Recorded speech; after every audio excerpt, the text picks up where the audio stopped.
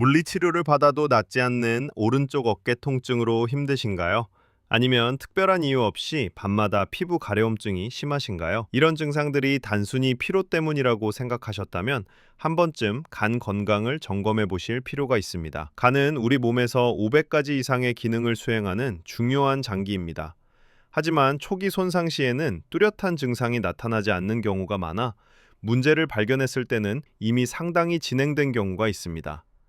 오늘은 간 건강을 지키기 위해 알아야 할 신호들과 과학적으로 검증된 관리 방법을 알려드리겠습니다. 먼저 간 질환과 오른쪽 어깨 통증의 연결고리를 설명드리겠습니다.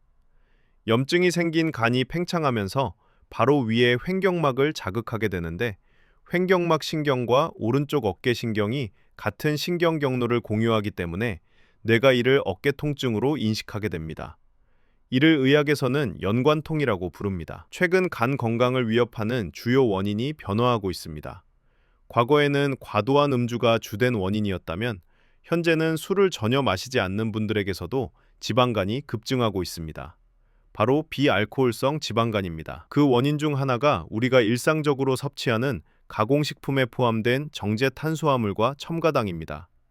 특히 말토덱스트린, 액상과당, 변성전분과 같은 성분들은 혈당을 급격히 상승시키고 과도한 인슐린 분비를 유발합니다. 이 과정에서 남은 에너지가 간의 지방으로 축적되는 것이죠. 하지만 좋은 소식이 있습니다. 간은 우리 몸에서 재생 능력이 가장 뛰어난 장기 중 하나입니다. 적절한 생활 습관 개선을 통해 간 건강을 회복하고 유지할 수 있습니다. 연구를 통해 검증된 4가지 방법을 소개합니다. 첫째, 적절한 공복 시간을 유지하세요. 식사 후 간은 소화와 대사에 집중합니다. 하루 12시간에서 14시간의 공복 시간을 확보하면 간이 축적된 지방을 분해하고 손상된 세포를 정리하는 자가포식 과정을 활성화할 수 있습니다.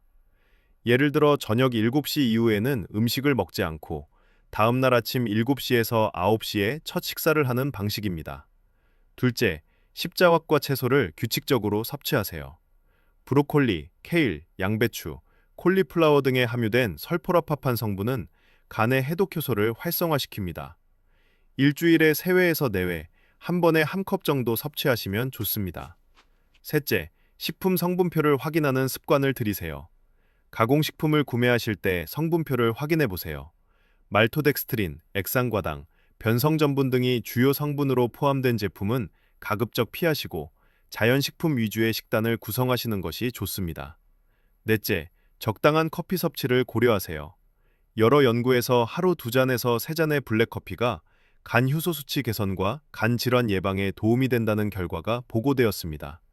단, 설탕이나 시럽을 넣지 않은 블랙커피를 권장합니다.